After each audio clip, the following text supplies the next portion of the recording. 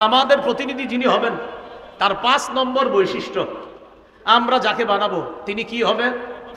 জনগণের জন্য অকাতরে বিলিয়ে দেওয়ার যোগ্যতা থাকবে। বলেন তো কি থাকবে? জনগণের জন্য অকাতরে বিলিয়ে দিতে হবে, এটা ৫ নম্বর বৈশিষ্ট্য। জুলকরনাইন বাদশা সম্পর্কে আল্লাহ তাআলা বলেছেন সূরা কাহফের ৯১ থেকে ৯৩ থেকে ৯৭ নম্বর আয়াত পর্যন্ত আল্লাহ বলেছেন জুলকরনাইন বাদশার আরেকটা সফর সম্পর্কে আল্লাহ তাআলা আলোচনা করেছেন। সেই সফরটা হলো উনি পৃথিবীর উত্তর দিকে সফর করেছেন। এটা কিন্তু আল্লাহ কোরআনে বলে নাই উত্তর, আল্লাহ দিকের কথা বলছে দুইটা, একটা সফর পূর্ব দিকে আর একটা পশ্চিম দিকে, এই দুইটা বলছে। আরেকটা সফরের কথা বলছে আল্লাহ, কিন্তু সফরটা কোন দিকে করছে এটা বলে নাই। তবে মুফাসসিরিনে কেরাম গবেষণা করে বলেন জুলকরনাইনের আরেকটা সফর হয়েছে উত্তর দিকে, রাশিয়ার দিকে, এটা মুফাসসিরিনে কেরামের অভিমত। সেখানে গেলেন, যাওয়ার পর দেখে এক জাতি যারা জুলকরনাইন বাদশার কথা বুঝে না, লা ইয়াকাদুনা ইয়াফকাহুনা কাওলা, ভাষা বুঝে না। তো জুলকরনাইন বাদশা তাদের সাথে কথা বলার জন্য দুভাষী নিযুক্ত করলেন, অথবা তাদের সাথে ইশারায় কথা বললেন। তারা জুলকরনাইনকে বলল, বাদশা আপনার কাছে আমাদের একটা দাবি আছে। কি দাবি? এই পাহাড়ের পিছনে দুইটা জাতি আছে, একটা ইয়াজুজ আর একটা মাজুজ। এরা রাতের বেলা আমাদের বাড়িতে এসে লুটতরাজ করে, ডাকাতি করে, আমাদের ধন সম্পদ ছিনিয়ে নেয়। আপনি যদি এই দুই পাহাড়ের মাঝখানে ফাঁকা জায়গাটা বন্ধ করে দেন, তাহলে তাদের এই দুর্নীতি থেকে, তাদের এই লুটতরাজ থেকে আমরা বেঁচে যাব। এই কথা বলার পর জাতি বলল, ও বাদশা, প্রয়োজনে যদি কিছু টাকা পয়সা লাগে টাকা পয়সা আমরা দিব।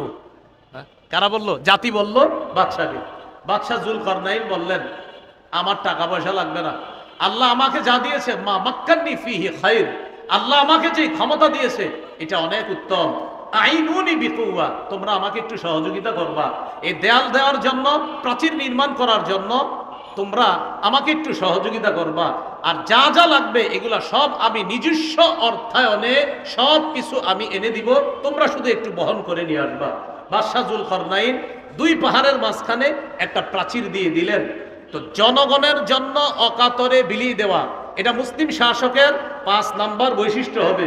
বিষয়টি যেন এমন না হয় কথার কথা, আপনি লাইনের গ্যাস বন্ধ করে দিলেন, একটা কথার কথা, আমাদের দেশ গ্যাসের গণি না, এখন আপনি লাইনের গ্যাস বন্ধ করে দিয়ে বোতলের গ্যাস চালু করলেন, চালু করার পরে এটার দাম নির্ধারণ করলেন ৬০০ টাকা, কিন্তু বাজারে আসলো ১৪০০-১৫০০ টাকা। এমনি বলতেছি কথার কথা। তো ভাই ১৫০০ কিভাবে হলো? ৬০০ হলো মূল দাম, এরপরে ১ টাকা পায় অমুকে, আরেক টাকা অমুকে, আরেক টাকা তমুকে, এইভাবে অমুকে আর তুমুকে যারা পায় আর যারা নেয়, এই জাতীয় কাউকে যদি আবার প্রতিনিধি নির্বাচন করা হয়, তাহলে রডের পরিবর্তে আবারও বাঁশ পাওয়া যাবে। মাথায় রাখতে হবে, বাস্তব। একটু কথাগুলো বুঝতেছেন তো? তাহলে ৫ নাম্বার, জনগণের জন্য অকাতরে বিলিয়ে দিবে, এটা ৫ নাম্বার বৈশিষ্ট্য, আমরা যাকে প্রতিনিধি নির্বাচন করব। ৬ নাম্বার বৈশিষ্ট্য, প্রতিনিধি যিনি হবে আমাদের, তিনি কিছু করতে পেরে বলবে আলহামদুলিল্লাহ, এটা আমার রবের দয়া, এটা বলবে। যিনি করতে পারবে, বাস, তিনি কোনো অহংকার করবে না। মানে কিছু করার পরে বলবে আমি এই করলাম সেই করলাম, মানে আপনি আপনার বাপের টাকা দিয়ে করছেন তো আমাদের টাকা দিয়ে করছেন, এগুলা বলা যাবে না। যে আমি এত কিছু করছি, এগুলা বলা যাবে না। বলতে হবে আল্লাহ আমারে তৌফিক দিয়েছে তাই আমি করেছি, এটা বলতে হবে। যদি কেউ কিছু করার পর বলে আমি এটা করেছি সেটা করেছি, এই কথাগুলা অহংকার প্রদর্শন প্রকাশ পাবে। আর অহংকার যখন প্রকাশ পাবে তখন পতন এমনভাবে হবে, যার পতন হবে তিনি নিজেও বুঝবে না কিভাবে পতন হয়ে যাবে। খুব সাবধান, আল্লাহ আমাদেরকে হেফাজত করেন। তো ৬ নাম্বার, প্রতিনিধি কিছু করতে পেরে তিনি কার শুকরিয়া আদায় করবেন? আল্লাহ, যে আল্লাহ দিয়েছে। সূরা কাহফের ৯৮ নম্বর আয়াতে আছে, জুলকরনাইন ওই দেয়াল করে দেওয়ার পর বলছে হাদা রাহমাতুম মির রব্বি, এটা আমার রবের অনুগ্রহ, দয়া, আমার রব দয়া করছে তাই তোমাদের জন্য কিছু করতে পারছে। আমরা যাকে প্রতিনিধি নির্বাচন করব তার ৭ নাম্বার বৈশিষ্ট্য, তিনি রক্ষণাবেক্ষণ এবং অর্থনীতিতে পারদর্শী হতে হবে। রক্ষণাবেক্ষণ এবং অর্থনীতি, আমাদের উপর একটা অভিযোগ উঠেছিল যে ওলামায়ে কেরাম কি অর্থনীতি বুঝে? এরকম মাওলানা হওয়ার ২ বছর আগে আমাদের কওমি মাদ্রাসার ছাত্ররা অর্থনীতির ব্যাপারে পোকা হয়ে যায়, অর্থনীতি শুধু বুঝে না। মাওলানা হওয়ারও ২ বছর আগে আমাদের কওমি মাদ্রাসার ছাত্রদেরকে অর্থনীতি খাওয়ায়া দেওয়া হয়। হ্যাঁ, আমরা একটা অর্থনীতি, সেটা হলো এটার বিরোধিতা করি, এই জন্য মনে করে আমরা বুঝি না। সেটা কি? সুদ ভিত্তিক অর্থনীতির বিরোধিতা আমরা করি। এই জন্য যারা সুদ ভিত্তিক অর্থ ব্যবস্থা চায় তারাই বলে যে ওলামায়ে কেরাম অর্থনীতি বুঝে না।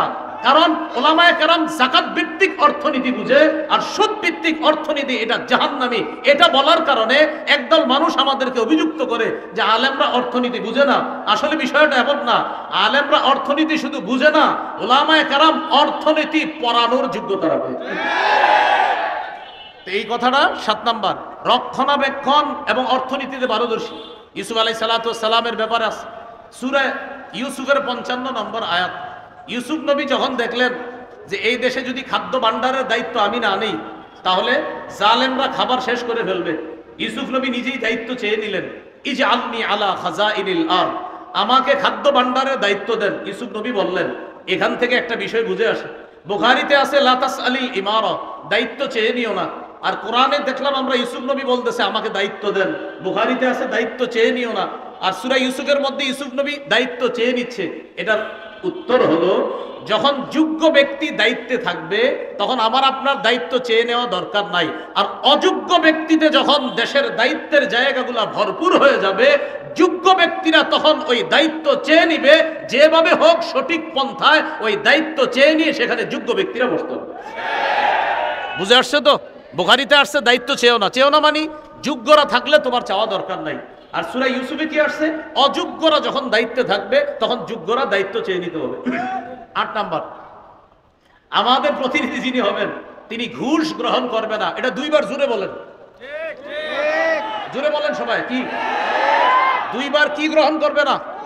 আবার বলেন, কি গ্রহণ করবে না? এটা এরকম লোক আমরা প্রতিনিধি বানাতে হবে।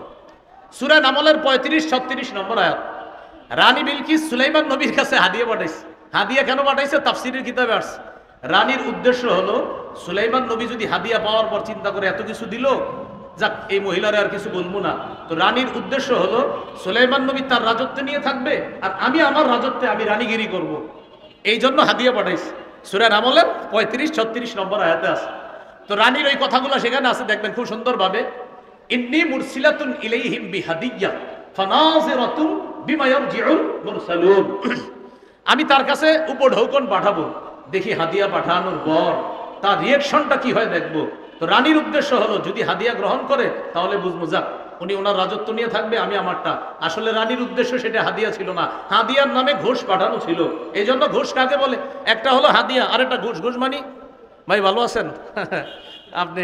ঠিক আছেন তো?